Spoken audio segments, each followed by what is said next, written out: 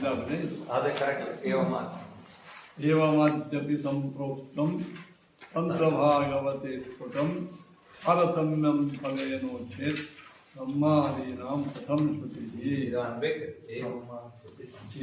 ಏವಮಾದ್ಯಪಿ ಸಂಪ್ರೋಕ್ತಂ ತಂತ್ರಭಾಗವತೆ ಸ್ಫುಟಂ ತಾರತಮ್ಯಂ ಫಲೇನೋ ಚೇತ್ ಬ್ರಹ್ಮಾದೀನಾಂ ಕಥಂ ಶ್ರುತಿಃ. ಔರಜಿನೋ ಅಕಾಮಹತ ಇತಿ ಮುಕ್ತಿಂ ನಿಗದ್ಯತೆ ಆನಂದ ತಾರತಮ್ಯಂಚ ಯೇಷಾಂ ಬ್ರೂಯಾತ್ ಪೃಥಕ್ ಪೃಥಕ್ ಸಂಸಾರ ಏವ ಚೇದೇ ತತ್ ತಾರತಮ್ಯಂ ನ ಮುಖ್ಯತಃ. ಅಕಾಮಹತ ಶಬ್ದಾರ್ಥೋ ಔರಜಿನತ್ವಂಚ ನೋ ಭವೇತ್.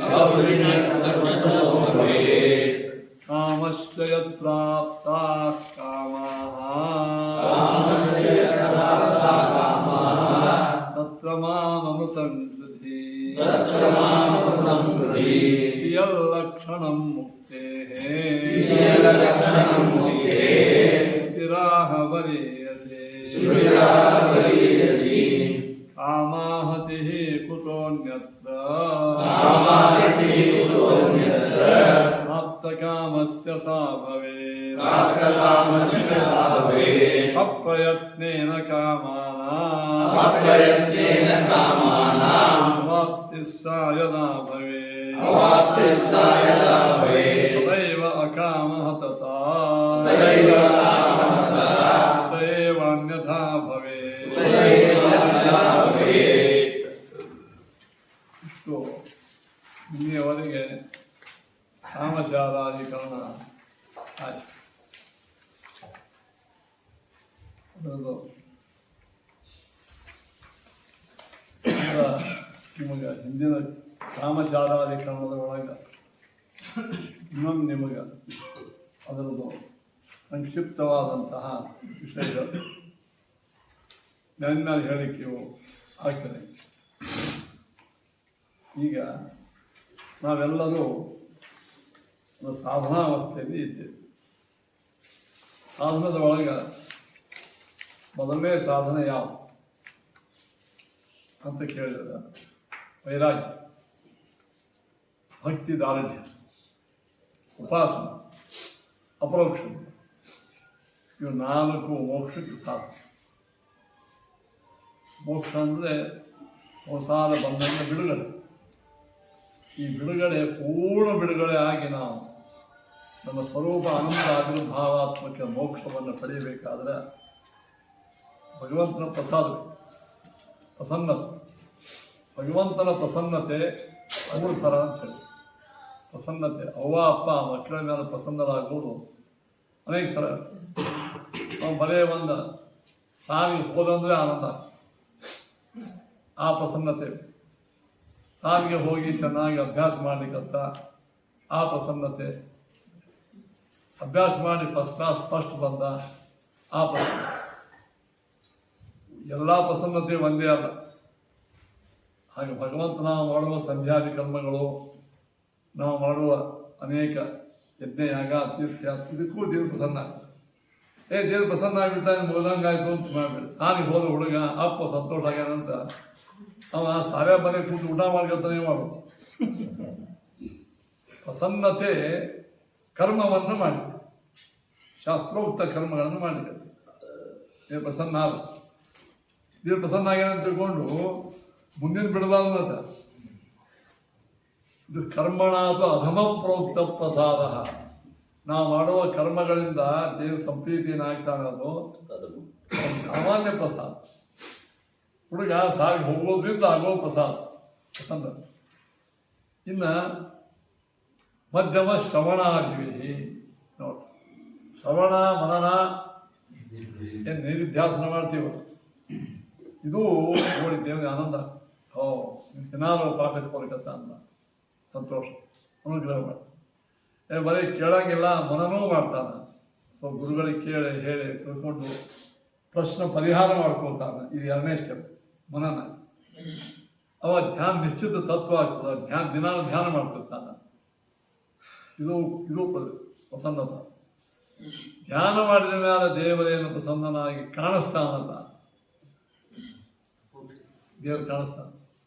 ಇದೇ ಅಪರೋಕ್ಷ ಜ್ಞಾನ. ಈ ಅಪರೋಕ್ಷ ಜ್ಞಾನ ಆದಮೇಲೆ ದೇವರು ಪ್ರಸನ್ನ ಆಗ್ತದೆ. ಅಂತೂ ನನ್ನ ನೀವು ಸಾಕ್ಷಾತ್ಕಾರ ಮಾಡ್ಕೊಂಡಲ್ಲ ಹುಡುಗ. ಆ ಪ್ರಸನ್ನತೆಯಿಂದ ಮೋಕ್ಷ ನೋಡಿ. ಸ್ಟೆಪ್ಪಿಗೂ ದೇವರ ಪ್ರಸಾದ ಬೇಕೇ. ಸ್ಟೆಪ್ಪಿಗೂ ಪ್ರಸಾದ ಬೇಕೇ. ಪ್ರಸಾದ ಆಗ್ಯಾದ ಹೋಗಿಲ್ಲ. ಕರ್ಮಣ ಪ್ರಥಮ ಪ್ರಸಾದ ಶ್ರವಣಾದಿ ಮಧ್ಯಮೋ ಜ್ಞಾನ ಸಂಪತ್ಯ ಪ್ರಸಾದಾತ್ ಉತ್ತಮೋ ಮತಃ ಪ್ರಸಾದಾತ್ ಅಧಮಾದಿ ವಿಷ್ಣು ಸ್ವರ್ಗಲೋಕ ಪ್ರತಿಷ್ಠಿತಃ.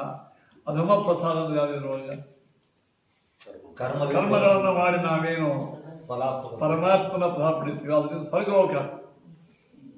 ಯಾವುದೇ ಪ್ರಸಾದಕ್ಕೂ ಒಂದು ಇದು ಬೇಕು. ಮಧ್ಯಮೋ ಜ್ಞಾನ ಸಂಪತ್ಯ.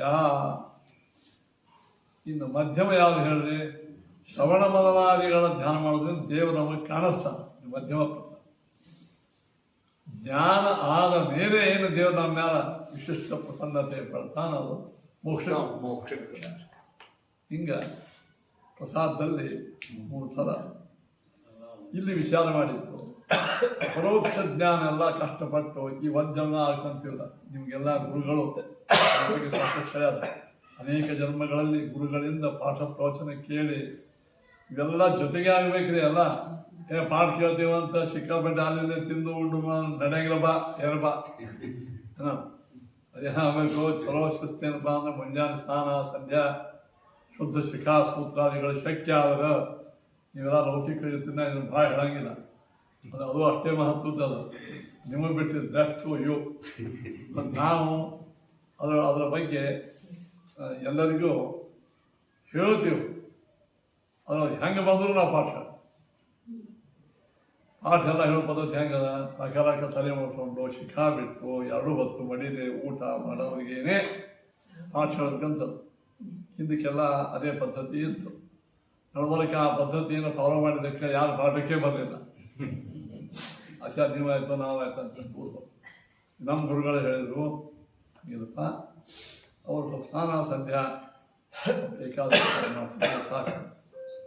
ಹೋಟ್ಲು ತಿಂಡಿ ಇತ್ಯಾದಿಗಳನ್ನು ಬಿಟ್ಟರೆ ಸಾಕು ಹೇಳೋರಿಗೆ. ಎಲ್ಲರಿಗೂ ನೇಮ ಅವ್ರಿಗೆಲ್ಲ ಲೌಕಿಕ ಕಾರ್ಯಕ್ರಮ ಇರ್ತಾವೆ, ಇದು ಇರ್ತಾವೆ. ಭಾಳ ನೇಮ ಮಾಡಿಬಿಟ್ರೆ ಆಮೇಲೆ ಈಗಂತ ಯಾರು ಓದಂಗಿಲ್ಲ. ಸ್ವಲ್ಪ ನಿಯಮಗಳನ್ನು ನಾವೇ ಸಂಕೋಚಿತ ಮಾಡಿದರು ಪಾಠ ಪ್ರವಚನ ಮಾಡಬಹುದು. ಅದಕ್ಕೆಲ್ಲ ನೋಡ್ರಿ ಹೀಗೆ ಫಲ ಕಡಿಮೆ ಇರ್ತದೆ. ಪಾಪ ಫಲ ಕಡಿಮೆ. ನಾನು BEd ಓದಕ್ಕೆ ಹೋಗಿದ್ದೆ. ಅಲ್ಲಿ ಯಾರು ಈ BEd ಸರ್ಟಿಫಿಕೇಟ್ ಏನಕ್ಕೆ ಬೇಕು ಅವರಲ್ಲೊಂದು ಸ್ಕೌಟ್ ನಡೀತಿತ್ತು. ಸ್ಕೌಟ್ ಕ್ಲಾಸ್ ಅದಕ್ಕೆ ಕಂಪಲ್ಸರಿ ಅವರು ಸ್ಕೌಟ್ ಒಳಗೆ ಭಾಗವಹಿಸಿ ಆ ಸ್ಕೌಟದ್ದು ಏನೇನು ಇದು ಪರೇಡು ಗಿರೇಡು ಅವೆಲ್ಲ ಮಾಡೇಬೇಕು. ಅಂದ್ರೆ ಅವ್ರು BEd ಪಾಸ್ ಆಗಿ ಸರ್ಟಿಫಿಕೇಟ್ ಕೊಡ್ತಾರೆ. ಈ BEdದಾಗ ಫಸ್ಟ್ ಕ್ಲಾಸ್ ಫಸ್ಟ್ ಬಂದರು ಸರ್ಟಿಫಿಕೇಟ್ ಬರಬೇಕಾದ್ರೆ ನಾವು BEd ಸ್ಟೂಡೆಂಟಾಗಿ ಹೋಗಿದ್ದಿಲ್ಲ. ಸುಮ್ಮನೆ ನಡ್ಬರ್ಕಿನ ಸರ್ಕಾರದವರು ಇದು ಮಾಡಿ ಎಲ್ಲರೂ BEd ಮಾಡ್ಕೋಬೇಕಂತ ಸರ್ಕಾರದವರೇ ನಮಗೆ ಕಳಿಸಿದ್ರು. ಒಂದೊಂದು ಸಾರಿಗೆ 2-3 ಇರ್ತಾವೆ. ನಾವು ಹೋಗಿದ್ದು ಸಾರಿಯಿಂದ ಪಗಾರ ಸಿಗ್ತಿತ್ತು. ನನಗೆ ಪಗಾರ ಸಿಗ್ತಿತ್ತು, ಹೋಗಿದ್ದೆ. ಅಲ್ಲೇ ನಮ್ಮ ಪೋತ್ರ ಹಿಂಗೆ ನೋಡೋಣ ಏನೋ ಮಾತು ನೀವು ಮನೆಯಿದ್ದ ಮಿಲ್ಟ್ರಿ ಮನೆಯಿದ್ದ. ಅವ ಯಾವ್ದು ಸೀನಿಯರ್ ಟೀಚರ್ ಇದ್ದೀರಿ ಮತ್ತು ನೀವೆಲ್ಲ ಹೆಂಗೆ ಅವ ನಮ್ಮ ನೋಡ. ನಾನು ಚಡ್ಡಿಗಿದ್ದೆ, ನಾನು ಹಾಕೊಂಡಿದ್ದೆ. BEd ಇದ್ದಿರೋದು ನಡೀತು. ಸ್ವಲ್ಪ ಪಗಾರ ಕಡಿಮೆ ಬರ್ತದೆ, ಬರ್ಕೊಳ್ಳೆ ಏನಿಲ್ಲ.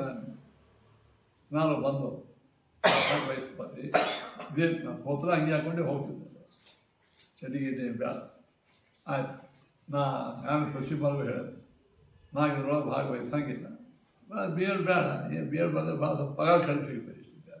ಇನ್ನೇನು ಮಾಡ್ತಾರೆ, ನಾನೇನಿಲ್ಲ ಹಾಗೇನು ಬೇಡ. ಅವಾಗ ನಾವೆಲ್ಲ ಅವ್ರದ್ದು ಥಿಯರಿ ಏನಿದ್ದು ನಾವೆಲ್ಲ ಬರೀತಿದ್ದ ಇದು ಮಾಡ್ತಿದ್ದಾರೆ. ಪ್ರಾಕ್ಟಿಕಲ್ ಒಳಗೂ ಕೆಲವು ಓಡೋದು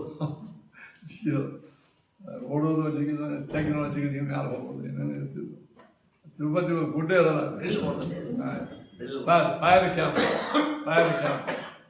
ಅದೆಲ್ಲ ಅಲ್ಲಿ ಸ್ವಲ್ಪ ಚೆನ್ನಾಗಿ ಜಿಗಿದು ಓಡೋದು.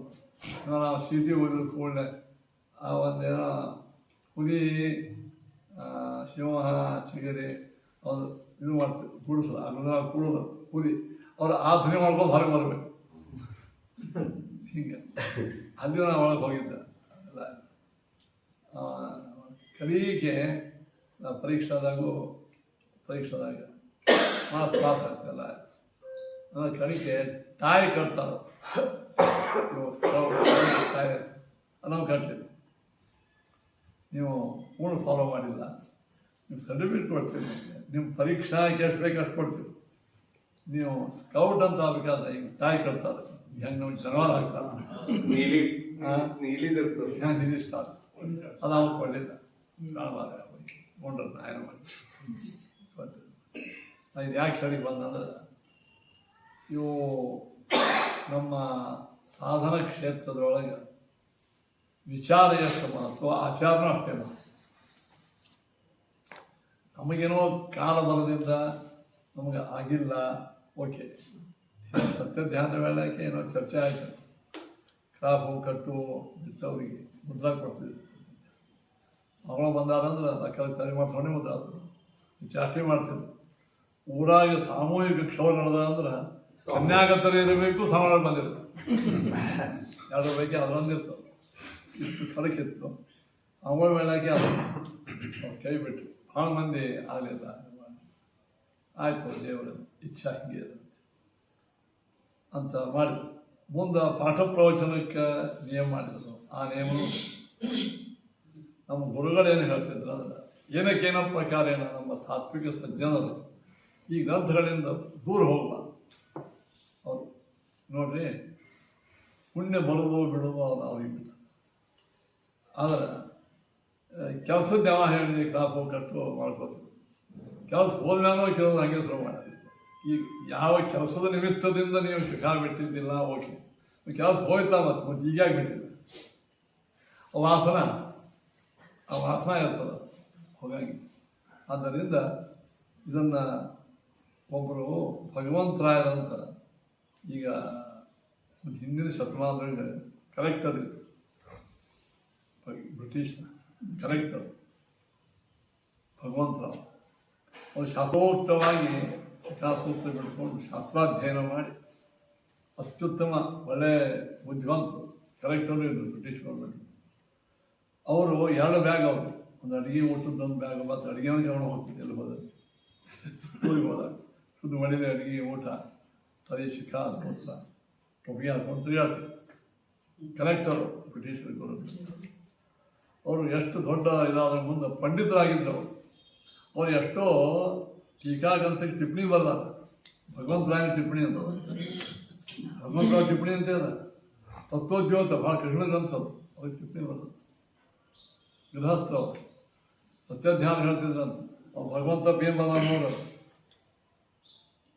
ಸಂಸ್ಕೃತನಾಗ ಟಿಪ್ಪಣಿ ಕನ್ನಡದಾಗ ನನ್ನ ಕಡೆ ಅವ ಸುಧಾದಿ ಗ್ರಂಥಗಳನ್ನು ಮುಖೋದ್ಗ್ರಂಥ ಹೇಳೋದು. ಅವ್ರು 2 ಪಾಲು ಮಾಡ್ಕೊಂಡು ಅಂಥವ್ರು ಇದ್ರು. ಕೆಲವರು ಲೌಕಿಕವಾಗಿಯೂ ಇದ್ದರು. ಅಂತೂ ಇದು ನಮ್ಮ ಮಾನಸಿಕ ದೌರ್ಬಲ್ಯದಿಂದ ನಾವು ಕೆಲವು ಬಿಟ್ಟಿವು, ನಾವು ಕೆಲವು ನಿಮಗೆ ಅವಕಾಶ ಕೊಟ್ಟಿದ್ದಾಕ್ಷಣವೇನೆ ಅದ್ರಾಗೇನೂ ಅರ್ಥ ಇಲ್ಲ ಅಂತ ಹೋಗಬೇಡ. ಅಷ್ಟೇ ಅರ್ಥ. ಭಗವತ್ ಪ್ರಸಾದ ಆಗಲಿಕ್ಕೆ ಏನ್ರಿ ಜ್ಞಾನ ಎಷ್ಟು ಅತ್ಯಂತ ಉತ್ತಮ ಸಾಧನವೋ ಅದಕ್ಕಿಂತಲೂ ನಮ್ಮ ಆಚರಣೆಗಳು ಅಷ್ಟೇ ಮಹತ್ವದ್ದವ. ಏನ್ರಿ ಅಷ್ಟೇ ಮಹತ್ವದ್ದವ. ಫಲ ಬರುವ ವೇಳೆಯಾಗ ಸ್ವಲ್ಪ ಕಡಿಮೆ ಫಲ ಬರ್ತದೆ, ಅದು ನಿಶ್ಚಿತ. ಇದನ್ನು ಯಾಕೆ ಹೇಳ್ಕತ್ತೀನೋ ಅಂತಂದ್ರೆ, ಪರೋಕ್ಷ ಜ್ಞಾನವಾಗ್ತದೆ ಮನುಷ್ಯ ಪರಮಾತ್ಮ. ಅಪರೋಕ್ಷ ಜ್ಞಾನವಾದ ನಂತರ ದೇವರ ಪ್ರಸಾದ, ಮೋಕ್ಷಕ್ಕಾಗಿ ಪ್ರಸಾದ. ಅಪರೋಕ್ಷ ಜ್ಞಾನಕ್ಕಾಗಿ ಪ್ರಸಾದ ಆಯಿತು, ಮೋಕ್ಷಕ್ಕಾಗಿ ಡಿಗ್ರಿ ಎಲ್ಲ ಆಯಿತು, ಡಿಗ್ರಿ ತನಕ ಎಲ್ಲರದು ಸಂತೋಷ ಆಯಿತು. ಇನ್ನು ನೌಕರಿಗಾಗಿ ಇನ್ನೊಬ್ಬರು ಪ್ರಸಾದ ಬೇಕೇ ಬೇಕು ನಾವು. ಮತ್ತೆ ಹೆಜ್ಜೆ ಹೆಜ್ಜೆಗೂ ಭಗವಂತನ ಪ್ರಸಾದ ಬೇಕೇ ಬೇಕು. ಆ ಪ್ರಸಾದಕ್ಕಾಗಿ ಏನು ಮಾಡಬೇಕು ನಾವು? ಏನು ಆ ಒಂದು ವಿಶಿಷ್ಟವಾಗಿರತಕ್ಕಂಥ ಪ್ರಸಾದಕ್ಕಾಗಿ ಪ್ರಯತ್ನ ಮಾಡಲೇಬೇಕು. ಆ ಜ್ಞಾನಗಳಿಗೆ ಹಾಂ, ಅಪ್ರೋಕ್ಷ ಜ್ಞಾನ ಪಡಿತಾನೆ ಅಪ್ರೋಕ್ಷ ಜ್ಞಾನ ಆಗ್ತದೆ ಅಂತ ಒಂದು ನಾನಂದ್ರೆ ಈ ಪುಸ್ತಕ ಓದ್ಬೋದು. ಅಪ್ರೋಕ್ಷ ಜ್ಞಾನ ದೇವ್ರು ಕಾಣಿಸ್ಬೋದು, ದೇವ್ರು ಕಾಣಿಸ್ಬೋದು. ಧ್ಯಾನ ಅಲ್ಲ, ಧ್ಯಾನ ಮಾಡಕ್ಕ ಆ ಧ್ಯಾನ ಆಗಬೇಕಾದ್ರೆ ಭಗವತ್ ತತ್ವ ನಿಶ್ಚಯ ಆಗಬೇಕಾದ್ರೆ ಮನನ ಆಗಬೇಕಾದ್ರೆ ಶ್ರವಣ. ಇದು ಒಂದು ಹಾದಿ ಅದ್ರ ಇರ್ತದೆ. ಹಿಂಗೆ ಜ್ಞಾನ ಪಡಿತಾನೆ ಹಂಗೊಂದು ಹಾದಿ ಅದ್ರ ಅಲ್ಲ. ಜ್ಞಾನ ಅಂದ್ರೆ ಯಾವ ಜ್ಞಾನ ಅಲ್ಲ, ಇದನ್ನೇ ಅಪ್ರೋಕ್ಷ ಜ್ಞಾನ. ಈ ಜ್ಞಾನನ್ನೇ ಹೆಚ್ಚು ಮಾಡ್ಕೊತ ಹೊಂಟಾಗ ಹಂಗೆ ಸಾಕ್ಷಾತ್ಕಾರದಿಂದ ಆಗ್ತದೆ. ನಾನು ಈಗ ನೋಡಿ, ಪುಸ್ತಕೀಯ ಜ್ಞಾನ ಅಂತ ಬೇರೆ, ನೋಡೋ ಜ್ಞಾನ ಅಂತ ಯಾವ ಜ್ಞಾನ? ತತ್ವ ನಿಶ್ಚಯ ಆದ್ಮೇಲೆ ತತ್ವ ನಿಶ್ಚಯ ಆದ್ಮೇಲೆ ಧ್ಯಾನ ಮಾಡ್ತಾರೆ. ಅದೇ ಧ್ಯಾನ ಮಾಡ್ತಾರೆ. ಧ್ಯಾನ ಬದಲಿ ಅವರು ಮತ್ತೆ ತತ್ವನ್ನೇ ಚಿಂತನೆ ಮಾಡ್ತಾರೆ. ಅವಾಗೆ ಅಂದ್ರೆ ಧ್ಯಾನ ಆಗ್ಬಿಡ್ತಾರೆ. ತತ್ವ ಚಿಂತನೆ ಮಾಡ್ಕೊತ ಕೂತಾಗೇನು ಅಪ್ರೋಕ್ಷ ಅಲ್ಲ, ಅದು ಒಮ್ಮೆ ಅಪರೋಕ್ಷ ಜ್ಞಾನ ನಿರಂತರ ಆಗೋದು ಆಯ್ದೇದು ಬಂದೆ ಆಯ್ದೇದು. ಒಮ್ಮೆ ನಮ್ಮ ಅಪರೋಕ್ಷ ರಾಯರಿಗೆ ಯಾವಾಗಲೂ ದೇವ್ರು ಕಾಣಿಸಂಗಿಲ್ಲ. ಮತ್ತು ವಿಶೇಷವಾಗಿ ಧ್ಯಾನಾದಿನ ಮಾಡಾಗ ದೇವ್ರು ಕಾಣಿಸ್ತಾನೆ. ಒಮ್ಮೆ ಆಗಿರ್ತವೆ, ಒಮ್ಮೆ ಅವರಿಗೆ ಆಗಿಬಿಟ್ಟಿರ್ತವೆ. ಯಾವಾಗಲೂ ಕಾಣಿಸಂಗಿಲ್ಲ ದೇವರು. ಅಪರೋಕ್ಷ ಜ್ಞಾನ ಸುಧಾಮಗಳ ಒಮ್ಮೆ ಆಗಿರ್ತದೆ, ದಿನಾಮಗಳ ಆಗ್ತಾನೆ. ಆದರೆ ಅವರು ಅಪರೋಕ್ಷ ಜ್ಞಾನ ಆದ ಮೇಲೆಯೂ ಶಾಸ್ತ್ರಾಧ್ಯಯನ ಮಾಡ್ತಿರ್ತಾರೆ.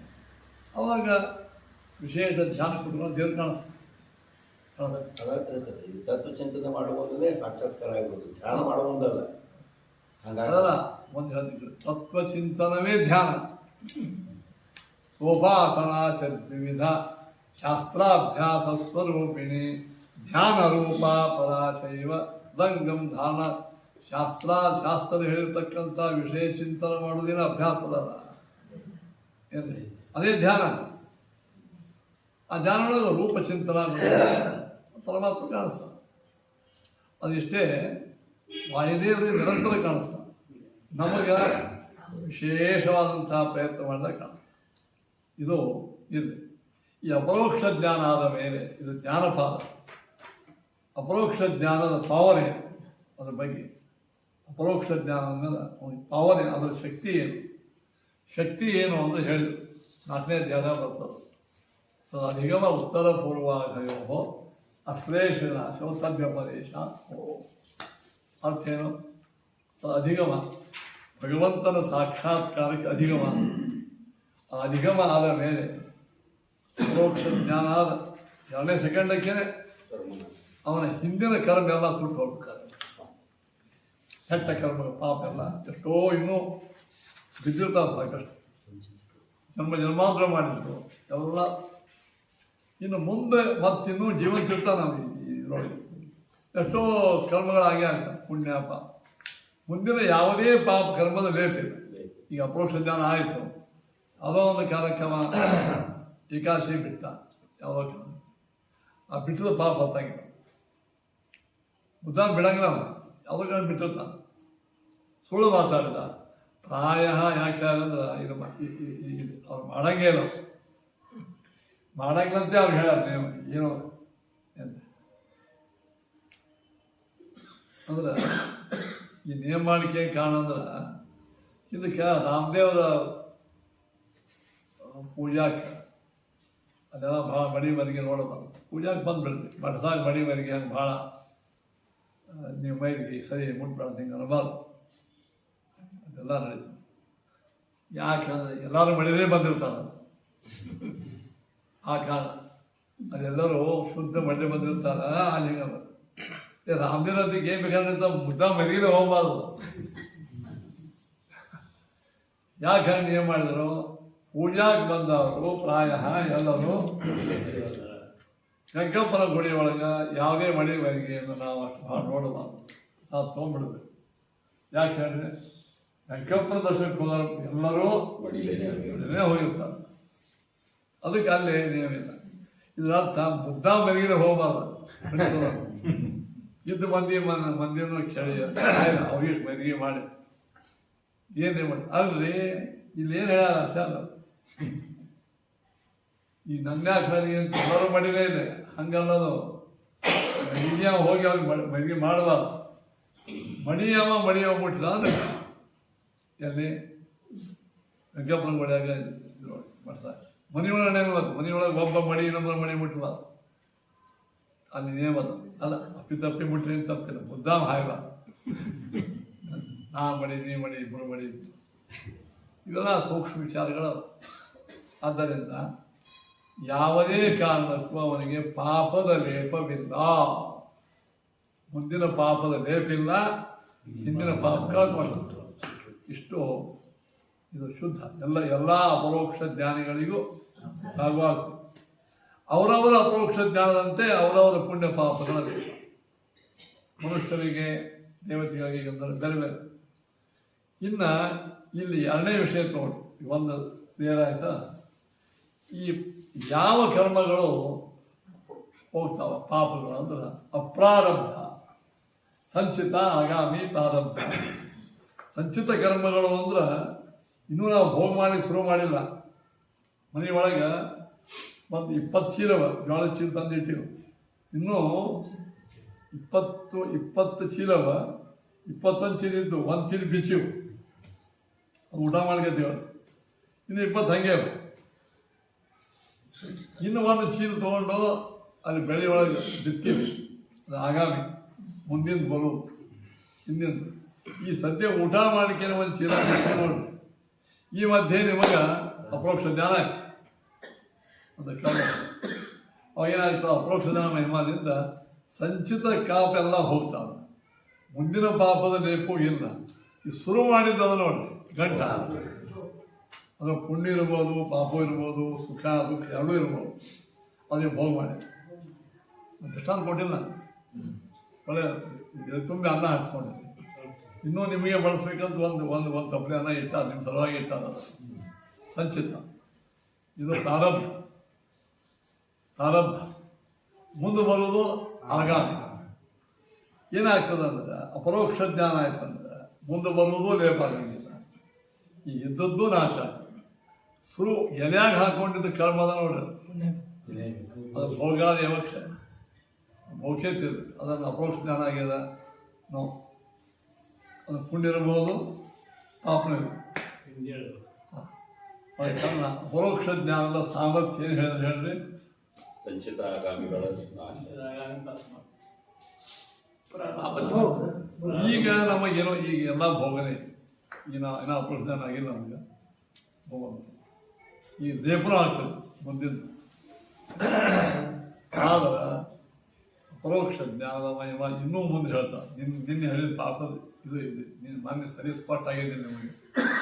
ಇನ್ನೊಂದು ಹೇಳಿದರು ಏನಂದ್ರೆ ಅಪರೋಕ್ಷ ಜ್ಞಾನದ ಒಳಗೂ ಏನಂದ್ರೆ ಈ ಸಂಚಿತ ಆಗಾಮಿಯ ನಾಶ ಅಷ್ಟೇ ಮಾಡಂಗಿಲ್ಲ. ಪ್ರಾರಬ್ಧ ಕರ್ಮ ಒಳಗಿದ್ದಂಥ ಕೆಲವು ದುಷ್ಟ ಭಾಗವನ್ನು ನಾಶ ಮಾಡ್ತಾರೆ. ಸ್ಪೆಷಲ್ ಅಪರೋಕ್ಷ ಸ್ವಲ್ಪ ಭೋಗ ಮಾಡ್ತಾನೆ. ಈ ನಾವು ಮನಸ್ಸು ಬೇರೆ ಹೇಳಿದ್ದ ಒಂದು 10-12% ಭೋಗ ಮಾಡಿರ್ತಾನೆ. ಉಳಿದದ್ದೆಲ್ಲ ಹೋಗ್ಬಿಟ್ಟು ಹೆಂಗಂದ್ರೆ ವಿಷಭಕ್ಷ್ಯ. ವಿಷವನ್ನು ತಿಂದಾದ ಸಾವಿರ ಖಾತ್ರಿ. ವಿಶೇಷವಾದಂಥ ಔಷಧವನ್ನು ಇದು ಮಾಡೋದಂತೆ. ಹಂಗೆ ಸಾಯುವುದ ತಪ್ಪೆ ಸ್ವಲ್ಪ ದುಃಖ ಭೋಗ, ವಿಷದಿಂದ ಆಗುವ ವಿಕಾರಗಳಾಗ್ತವೆ. ಸಾವಿಲ್ಲ, ವಿಚಾರ. ಹಂಗೆ ಅಪರೋಕ್ಷ ಜ್ಞಾನ ಮಹಿಮೆಯಿಂದ ನಮ್ಮ ಪ್ರಾರಬ್ಧ ಕರ್ಮ ಒಳಗಿದ್ದು ದುಃಖವನ್ನು ಸ್ವಲ್ಪ ಭೋಗ ಮಾಡ್ತೀವಿ. ಉಳಿದದ್ದೆಲ್ಲವೂ ಜ್ಞಾನದಿಂದ ನಾಶ.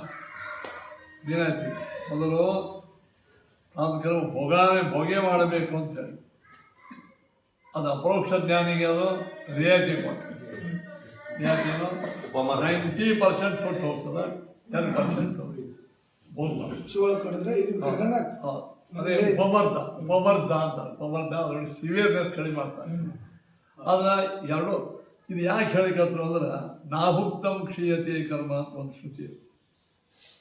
ಪ್ರಾರಬ್ಧ ಕರ್ಮ ಭೋಗ ಮಾಡಲಾರ್ದೆ ಎಂದು ನಾಶ ಆಗಂಗಿಲ್ಲ ಅಂತ ಇದರಿಂದ ಏನು ಭೋಗ ಮಾಡೇವೆ.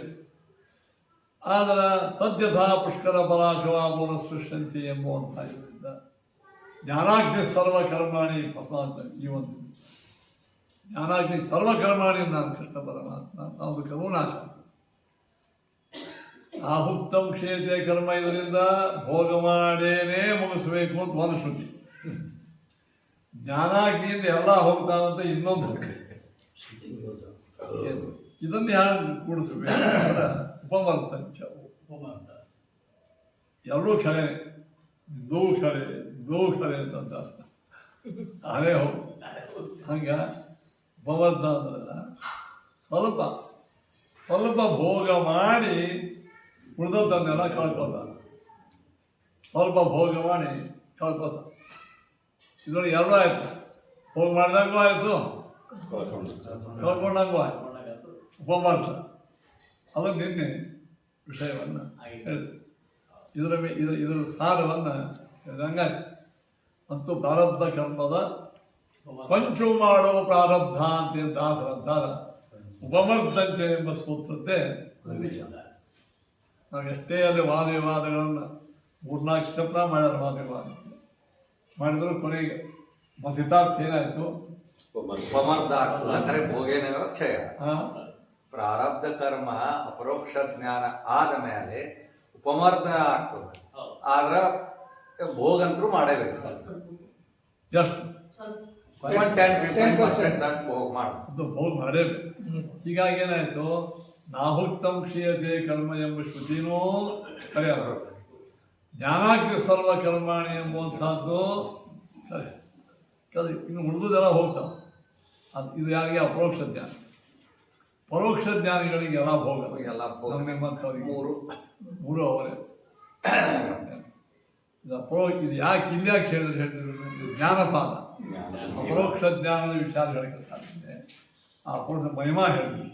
ಇದನ್ನೇ ವ್ಯಾಸಗದ್ಯದೊಳಗೆ ಹಲವಾರು ಅಪರೋಕ್ಷ ಜ್ಞಾನ ಮಹಿಮ್ನ ಅಜ್ಞಾತುರ ಶಿವತ ಭಸ್ಮೀಭೂತ ಪ್ರಾರಬ್ಧ ಪುಣ್ಯ ಪಾಪಾನಿಷ್ಟ ಕಾಮ್ಯ ಕರ್ಮಣ ಚತುರ್ಮುಖೆ ಮುಖೆ ಬ್ರಹ್ಮಪ್ರಾಪ್ತಾನಾಂ ಪ್ರತೀಕಾರಂಭನಾನಾಂ ಮಹಾಪ್ರಸಂಗಂ ಪ್ರಾಪ್ತಾನಾಂ ಸೋತ್ತಮ ಪ್ರವೇಶದ್ವಾರ ಶೇಷ ಗುಣಮಾರ್ಗಾಭ್ಯಾಂ ಗತಾನಾಂ ದೇವಾನಾಂಚ ಬ್ರಹ್ಮಣಾ ಸಹ ಲಿಂಗಭಂಗಂ ಪ್ರಾಪಯಿತ್ವಾ ಆವಿರ್ಭೂತ ವಿಚಿತ್ರ ಸ್ವಾಂದಾನುಭವ ಮೋಕ್ಷ ಅಂತ ಮೋಕ್ಷ ಸ್ವರೂಪವನ್ನು ಹೇಳ.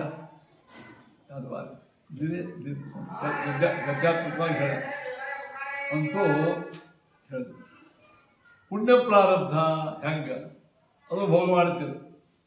ಪುಣ್ಯ ಪ್ರಾರಬ್ಧ ಅದರೊಳಗೆ ಅನಿಷ್ಟ ಪುಣ್ಯ ಅಂತ ಏನದ ಅದನ್ನು ಇನ್ನೊಬ್ಬರಿಗೆ ಇಷ್ಟ ಪುಣ್ಯ ಅಂತಿತ್ತು ಅಂದ್ರೆ ಅದು ಮೋಕ್ಷದಲ್ಲಿ ಆನಂದ ಅತಿಶಯ. ಇನ್ನೊಂದು ವಿಚಾರ ಹೇಳಿ, ಅಪರೋಕ್ಷ ಜ್ಞಾನದ ಮೇಲೆ ಪಾಪದ ಲೇಪಾಯಿಂದ ಪುಣ್ಯದ ಲೇಪ ಇಲ್ಲ ಅಂದ್ರೆ ಮತ್ತು ಅವರು ಸಂಧ್ಯಾವಂದನ ಏಕಾದಶಿ ಮಾಡಬೇಕು ಮಾಡಬಾರ್ದು. ಯಾಕಂದ್ರೆ ಏಕಾದಶಿ ಬಿಟ್ಟರು ಅವ್ರಿಗೆ ಪಾಪ ಇಲ್ಲ ಅಂದ್ರೆ ಆರಾಮ್ ತಿಳ್ಕೊಂಡು ಕೂತು ತಪ್ಪೇನು. ನಿಮಗಾಯ್ತು ಅಪರೋಕ್ಷ ಜ್ಞಾನಿಗಳಿಗೆ ಏಕಾದಶಿ ದಿವಸ ತಿಂದ್ರೆ ಪಾಪ ಇಲ್ಲ ಅಂತ ತಿಳ್ಕೊಂಡು ಅದೇ ಶಿಸ್ತು ಕರಿಗಳು ಮಾಡಿಸಿ ಒಂದು ತುಪ್ಪದಾಗ ಎದ್ದೆ ತಿಂದ್ರೆ ಧ್ಯಾನ ಹೇಳಕ್ಕೆ ಯಾರೋ ಹೀಗೆ ತಪ್ಪು ತಿಳ್ಕೊಂಡು ಏನೇನೋ ಮಾಡೋದು. ಒಂದು 15-20 ಶಿಷ್ಯ ಮಾಡ್ಕೊಳ್ಳೋದು, ಹಾಳ ಆಗೋದು, ತಾವು ಗುರುಗಳಾಗಿ ನಿಂತ್ಬಿಡೋದು. ಆಮೇಲೆಲ್ಲ ಹೇಳಿದ ಗುರುಗಳ ವೈಷ್ಣವರಷ್ಟೇ ಏಕಾದಶಿ ಮಾಡೋದು ಆ ಮಹಾಭಾವ. ವೈಷ್ಣವರು ವಿಷ್ಣು ದ್ವೇಷಗಳು ಏಕಾದಶಿ ಮಾಡಬಾರ್ದು. ಯಾಕೆ ಹೇಳಿದ್ರೆ ಏಕಾದಶಿ ಪುಣ್ಯ ಬಂತಂದ್ರೆ ಅವ್ರಿಗೆ ಸಹಾಯ ಮಾಡ್ದಂಗೆ. ವೈಷ್ಣವರು ದ್ವೇಷಿಗಳು ದೈತ್ಯರು ಅವ್ರಿಗೆ ಏಕಾದಶಿ ಮಾಡಿಸ್ಬಾರ್ದು ನಾವು. ಯಾಕೆ ಹೇಳಿದ್ರೆ ಅಯೋಗ್ಯರಿಗೆ ಹಾಲು ಕೊಡಿಸಂಗೆ ಆಗ್ತದೆ. ಅದು ಏನು ಮಾಡಬೇಕು ಗುರುಗಳೇ? ಈ ನಮ್ಮ ದೇಹದೊಳಗೆ ಎಡಭಾಗ ದೈತ್ಯರಿಲ್ಲ, ಹೊರಭಾಗದಾಗ ದೇವತೆಗಳು. ಅದಕ್ಕೆ ಕಡಿಗರು ಮಾಡಿ ಯಾರಿಗೆ ತುರ್ಕೊ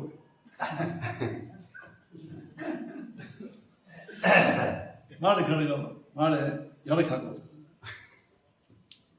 ರೈತರಿಗೆ ಏಕಾಶಿ ಭಂಗ ಆಗ್ತದೆ ಅಂದ್ರೆ ಅವ್ರಿಗೆ ಏಕಾಶಿ ಮಾಡಿದ ಪುಣ್ಯ ಕೊಟ್ಟರೆ ಪಾಪ ನಮಗೆ ಬರ್ತದೆ. ಅದಕ್ಕೆ ಹೀಗೆ ಮಾಡ್ತೀವಿ.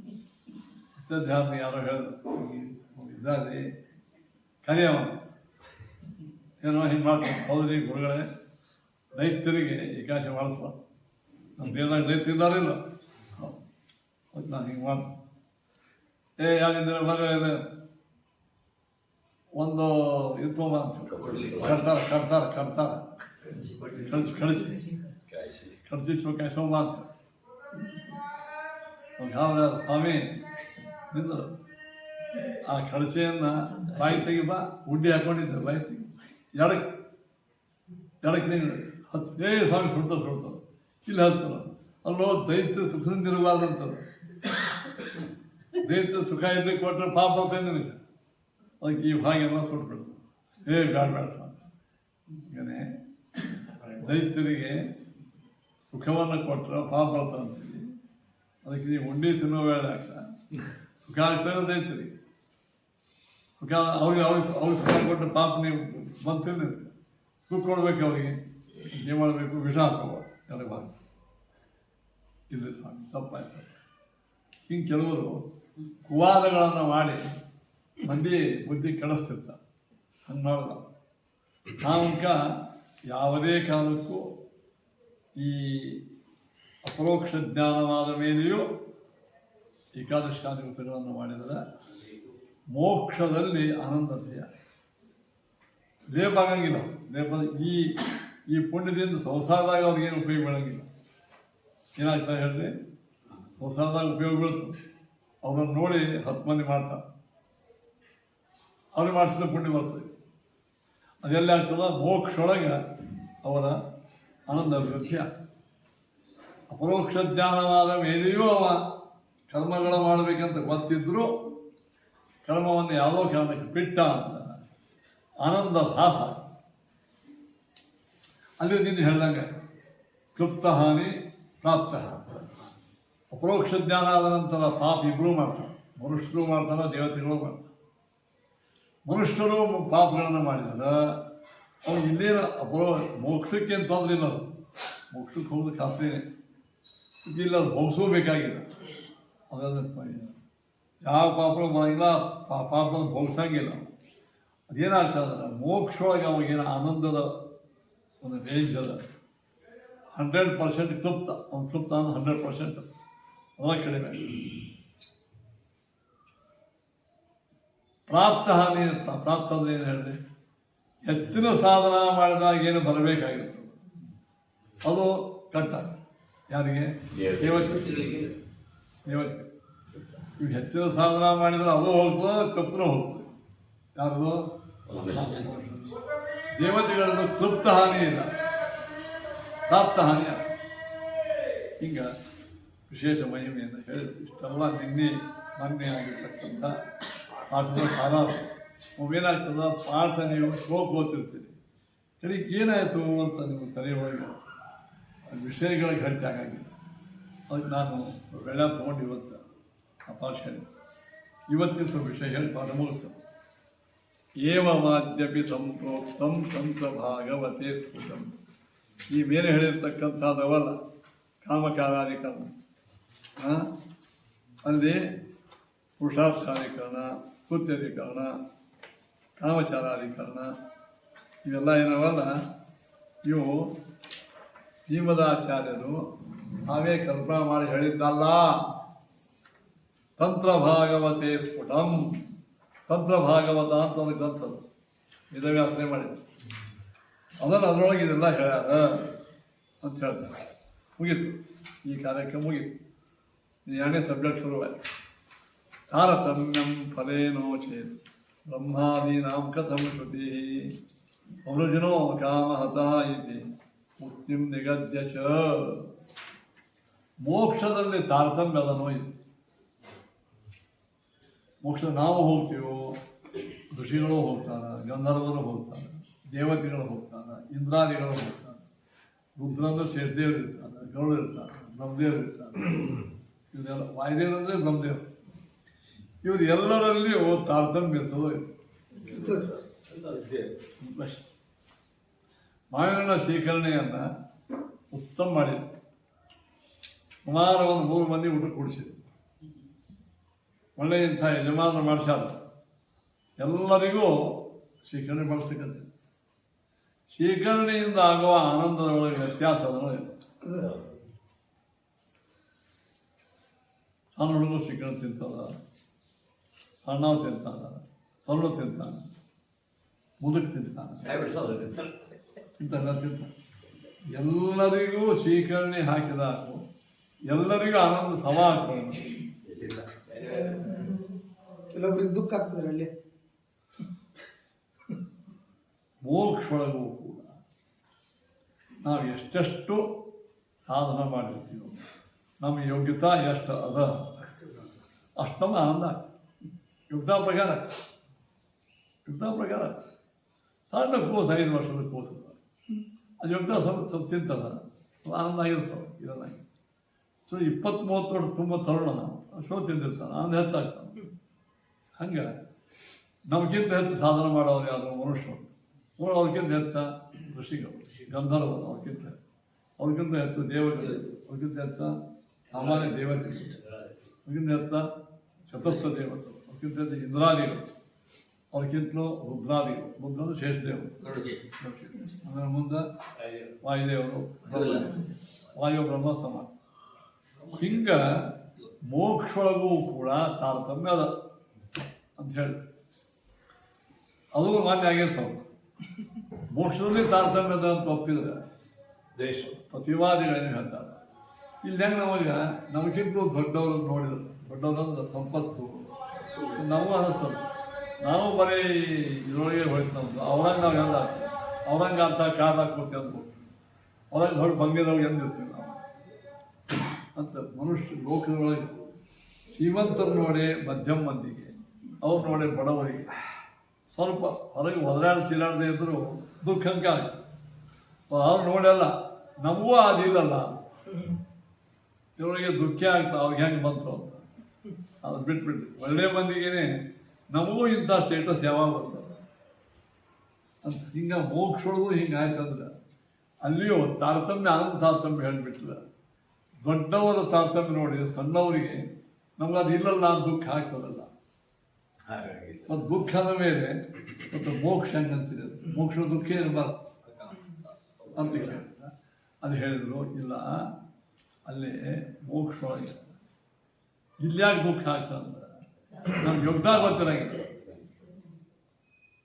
ನಾವು ಇಕ್ಕೊಂಡ್ ಇರಂಗಿಲ್ಲ. ಇಕ್ಕೋನಂತ ತಿಳ್ಕೊಂಡಾಗ ಒಬ್ಬರು ಹೆತ್ತ ದುಃಖ ಆಗ್ತದೆ. ಅವ್ರು ಭಾಳ ದೊಡ್ಡವರು ಇದ್ದಾರೆ, ಈ ಸ್ವಾಮಿಗಳೇ ಮಾರಿ ಹಾಕ್ತಾರ, ನಮ್ಗೆ ಯಾಕೆ ಹಾಕಿಲ್ಲ ಯಾರಂತಾನೆ ಪಾದ ಪೂಜೆ ಮಾಡ್ತಾರೆ. ಈಗ ನಾವು ಅವರು ಅತಿ ಕಡಿಮೆ ನಮ್ಗೆ ಯೋಗ್ಯತಾ ಗೊತ್ತಿದ್ದೇವೆ. ನಮ್ಮ ಜೋಡಿನೇ ದಿನ ಇದ್ದ ಒಂದು ಫ್ರೆಂಡ್ಗೆ ಪಾದ ಪೂಜೆ ಹಾಕಿ ಪೂಜೆ ಮಾಡಿದ್ರೆ ಅವ್ನು ಯಾಕೆ ಮಾಡಿ, ನಂಗೆ ಯಾಕೆ ಮಾಡಿ, ನಾ ಹೆಂಗೆ ಕಡಿಮೆ ನೋಡಿ ಏನಾಯ್ತು. ಈಗ ಮೋಕ್ಷೊಳಗೆ ಎಲ್ಲರಿಗೂ ತಮ್ಮ ತಮ್ಮ ಯೋಗ್ಯತೆಯ ಪರಿಜ್ಞಾನ ಇದ್ದದ್ದರಿಂದ ಅವರಿಗೆ ದುಃಖ ಆಗುವುದಿಲ್ಲ. ಒಬ್ಬ ಅತ್ಯಂತ ಸಭ್ಯ ವಿದ್ಯಾರ್ಥಿಗೆ ಮಾರ್ಕ್ಸ್ ಕಡಿಮೆ ಬಿದ್ದಿತ್ತು, ಅವನು ಫ್ರೆಂಡ್ ಮಾರ್ಕ್ಸ್ ಬಿದ್ದಿತ್ತು, ಅವ್ನು ದುಃಖ ಆಗ್ತಾನೆ. ನಮ್ಗೆ ಅವು ನಾ ಕಡಿಮೆ ತೊಗೊಂಡು ದುಃಖ ಇರ್ತದೆ. ಅವ್ಗೆ ಯಾಕೆ ಅಂತಿಲ್ಲ, ಅವ್ನು ಅಭ್ಯಾಸ ಮಾಡಿ ಗೊತ್ತಿರ್ತದೆ. ನಾನು ಸ್ವಲ್ಪ ಹಾಕ್ಕೊಂಡ ನಾನು ಸ್ವಲ್ಪ ಬರದೇವು, ಅವ್ನು ಯಾಕೆ ಚಲೋ ಬರೋದಲ್ಲ.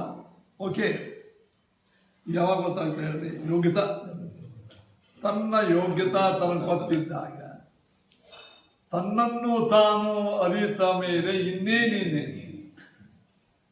ತನ್ನ ಯೋಗ್ಯತಾ ತನಗೆ ಗೊತ್ತಿಲ್ಲ. ನಾಯನ ಕಡಿಮೆ, ವಿ ಆರ್ ಆಲ್ ಈಕ್ವಲ್ ಅಂತ ಹಿಂಗೆ ನೀವು ತಿಳ್ಕೊಂಡು ಹೊಂಟಿರ್ತದೆ, ಅವನಿಗೆ ದುಃಖಕ್ಕೆ ಕಾರಣ. ಅಷ್ಟೇ ಅಲ್ಲ, ನಮಗಿಂತ ಸಣ್ಣವ್ರು ಇರ್ತಾರೆ ಇದ್ರೊಳಗೆ ವಯಸ್ಸಿನೊಳಗೆ ಭಾಳ ಮಂದಿ ಹೊಂಟಿರ್ತಾರೆ. ಅವಾಗ ಅವ್ನು ಯೋಗ್ಯತಾ ದೊಡ್ಡದಿರ್ತಾರೆ, ಯೋಗ್ಯತಾ ಭಾಳ ದೊಡ್ಡದಿರ್ತದೆ. ಯೋಗ್ಯತಾ ಭಾಳ ದೊಡ್ಡದಿರೋದ್ರಿಂದ ವಯಸ್ಸು ಸಣ್ಣದಿದ್ರೆ ಯೋಗ್ಯತಾ ದೊಡ್ಡದು, ಅವ ದುಃಖ ಆಗುತ್ತೆ. ದುಃಖಕ್ಕೆ ಕಾರಣ ಯಾವುದು? ತಾರತಮ್ಯ ಅಲ್ವಾ. ದುಃಖ ಕಾರಣ ಯಾವುದು? ಸ್ವರೂಪ ಜ್ಞಾನ ಸ್ವರೂಪ ಜ್ಞಾನ ಸ್ವರೂಪ ಜ್ಞಾನ ಇಲ್ಲದೆ ಇರು, ಯೋಗ್ಯತಾ ಜ್ಞಾನ ಇಲ್ಲದೆ ಇರು. ಯೋಗ್ಯತಾ ಜ್ಞಾನ ಇತ್ತು, ಅವನ ಸಾಧನೆ ಹೆಚ್ಚು ಮಾಡ್ಯಾನ, ಅವನು ಸಿಕ್ಕ ಅವ ಮಾರ್ಕ್ಸ್ ತಗೊಂಡ ಚಲೋ ಬರದಾನ. ಇಲ್ಲಿ ಹಂಗೆ ಒಳಗೆ ವಶೀಲವಾಗಿ ಇದೆ ಮೋಕ್ಷ, ಅದೆಷ್ಟರ ಸಿಗ್ತಿತ್ತು.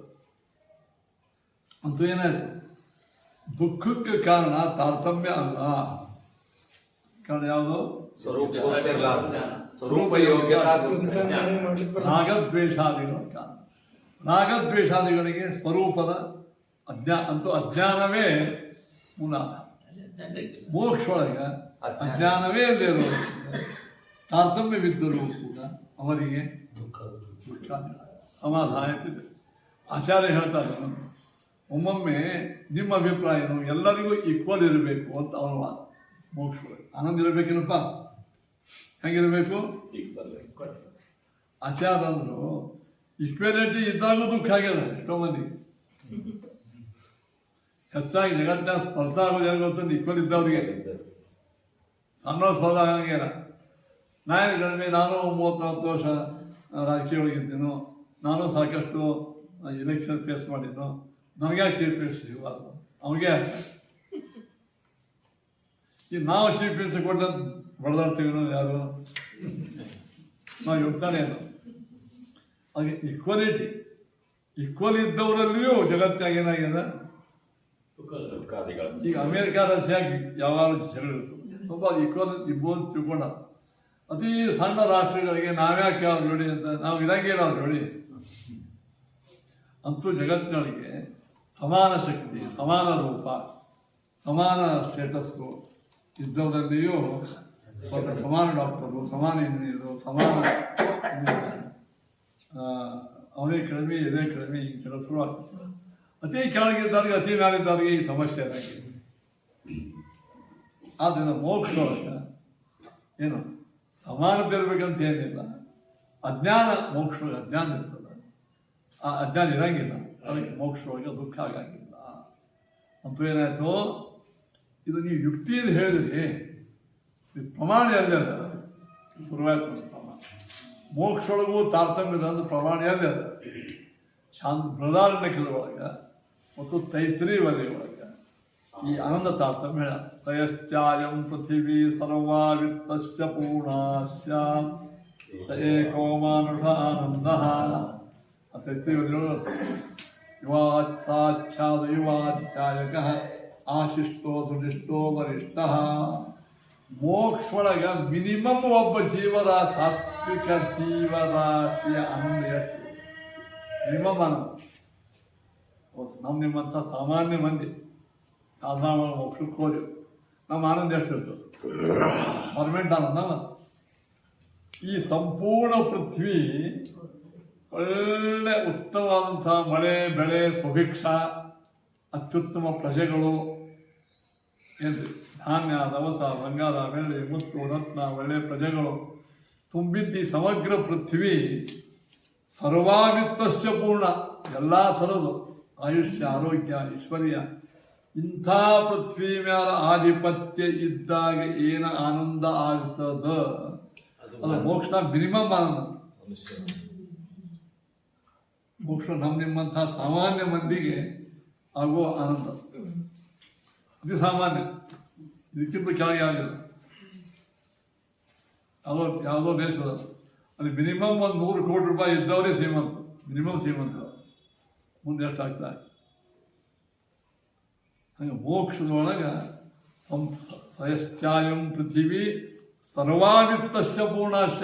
ಚಿತ್ತ ಎಲ್ಲ ಮತ್ತು ಬರೀ ಹಣ ಅಲ್ಲ, ಒಳ್ಳೆಯ ಅತ್ಯುತ್ತಮ ಜ್ಞಾನ, ಅತ್ಯುತ್ತಮ ಇದು ಒಂದು ಯಾವುದೋ ಹೇಳ್ತಾರಲ್ಲ, ಒಂದು ಕವಿ ಹೇಳ ಸಕ್ಸಸ್ ಜೀವನ ಯಾವುದಂದ್ರೆ ಸೂರು ಸಚ್ಚರಿತ, ಒಳ್ಳೆಯ ಮಗ, ಸತಿ ಪ್ರಿಯತಮ, ಹೆಂಡತಿ ಯಾವಾಗಲೂ ಪ್ರೀತಿ ಮಾಡೋಳು, ಸ್ವಾಮಿ ಪ್ರಸಾದೋನ್ಮುಖ, ನಮ್ಮ ಮ್ಯಾಲಿನೆಲ್ಲ ಬಾಸ್ ಇರ್ತಾರ, ನಮ್ಮ ಮ್ಯಾಲೆ ಯಾವಾಗಲೂ ಅವರು ಪ್ರೀತಿ, ಸ್ನಿಗ್ಧಂ ಮಿತ್ರಂ, ಮಿತ್ರರು ಎಲ್ಲರೂ ನಮ್ಮ ಮ್ಯಾಲೆ ಭಾಳ ಅವರಿಗೆ ಕಳಕಳಿ ಪ್ರೀತಿ, ಅವಂಚಕ ಪರಿಜನ, ಬಂಧು ಬಾಂಧವರು ಮೋಸ ಮಾಡ್ತಿರ್ತಾರೆ ಹೆಚ್ಚಾಗಿ. ಏನೂ ಮೋಸ ಮಾಡದೆ ಇದ್ದ ಬಂಧು ಬಾಂಧವರು ನಿಕ್ಲೇಶ ಲೇಶಂ ಮನಃ, ಮನಸ್ಸು ಯಾವ ಟೆನ್ಷನ್ನು ಇಲ್ಲ. ಆಕಾರೋ ರುಚಿರಃ, ನೋಡ್ಲಿಕ್ಕಾಗಿದೆ ಫಸ್ಟ್ ಕ್ಲಾಸ್ ಹೊಸನೇ ಐತಿ, ಚಲೋ ಅತ್ಯಂತ ಬಂಗಾರ ಮೈಬಣ್ಣ, ಎಂಥ ಸೌಂದರ್ಯ. ಸ್ಥಿರಶ್ಚ ವಿಭವ, ಎಂದೂ ಕರಗದೇ ಇದ್ದಂಥ ಸಂಪತ್ತು, ಆರೋಗ್ಯ. ವಿದ್ಯಾವದಾತಂ ಮುಖಂ, ಇಷ್ಟಿದ್ದು ಜಗತ್ತಿನಾಗ ಎಲ್ಲ ಡಿಗ್ರಿ ಪಡೆದು ಮಹಾಶಾಣ್ಯ, ಶಾಣ್ಯ, ಮಹಾ ಅಧಿಕಾರಿ, ಸಂಪತ್ತು, ಯಾರೋ ನೋಡಿ ಕೆಟ್ಟ ಅನ್ಸಂಗಿಲ್ಲ, ಅವನಿಗೂ ಟೆನ್ಷನ್ ಇಲ್ಲ. ಇವೆಲ್ಲ ಅತ್ಯುತ್ತಮವಾದಂಥ. ಇದೆಲ್ಲ ಯಾವಾಗ ಅಂದ್ರೆ ತುಷ್ಟೇ ಪಿಷ್ಟಪಿ ಹಾರಣಿಷ್ಟದ ಹರವು ತುಷ್ಟೆ, ಸ್ತ್ರೀಯರಿಗೆ ಸಂತುಷ್ಟ ಆದಾಗ ಸಂಪ್ರಾಪ್ಯತೆ. ಇದು ಬರ್ತಾವ, ಇದೆಲ್ಲ ಮೋಕ್ಷದಾಗೆ ಬರೋದು ಇಷ್ಟಲ್ಲ. ಅದಕ್ಕೆ ಕಾರಣ ಮೋಕ್ಷ ಒಳಗ ಇದು ಅತ್ಯುತ್ತಮ. ಇದು ಇಂಥ ಅತ್ಯುತ್ತಮವಾದಂಥ ಆನಂದ, ಇದಕ್ಕಿಂತ 100 ಪಟ್ಟ ಆನಂದ ಮನುಷ್ಯೋತ್ತಮರಿಗೆ, ಅದಕ್ಕಿಂತ 100 ಪಟ್ಟ ಆನಂದ ಮನುಷ್ಯ ಗಂಧರ್ವರಿಗೆ, ಅದಕ್ಕಿಂತ 100 ದೇವಗಂಧರ್ವರಿಗೆ. ಹಿಂಗೆ ಕುತ್ಕೊಂಡ್ರೆ ಕೊನೆಗೆ ಬ್ರಹ್ಮದೇವರಿಗೆ. ಈ ತಾರತಮ್ಯ ವೇದದಲ್ಲೇ ಹೇಳಿದ್ದ, ನಾವು ಬರೇ ಯುಕ್ತಿಯಿಂದ ಹೇಳಕತ್ತಿಲ್ಲ. ಆ ವೇದದಲ್ಲಿ ಹೇಳಿದ ಆನಂದ ತಾರತಮ್ಯ ವಿಚಾರವನ್ನು ಇದು ಮಾಡ್ಲಿಕ್ಕತ್ತಾನೆ. ಹೇಳಿ ಮುಗಿತು. ಮೋಕ್ಷದಾಗ ನಮ್ಮ ಗಿಂಡಿ ಎಷ್ಟದ ಅಷ್ಟು ಪೂರ್ಣ ಇರ್ತದೆ. ಹೌದು, ಅಲ್ಲ ನಮ್ಮ ಗಿಂಡಿ ಇಷ್ಟೇ ಅಂತ ಗೊತ್ತಿರಬೇಕು. ಅಲ್ಲ ಗಿಂಡಿ ನಮ್ಮ ಕಡೆ ಇದೇ ಇರ್ತದೆ. ಹೇಗಿದ್ರು ಅಯ್ಯೋ ನನಗೆ ಇದೇ ಗಿಂಡಿ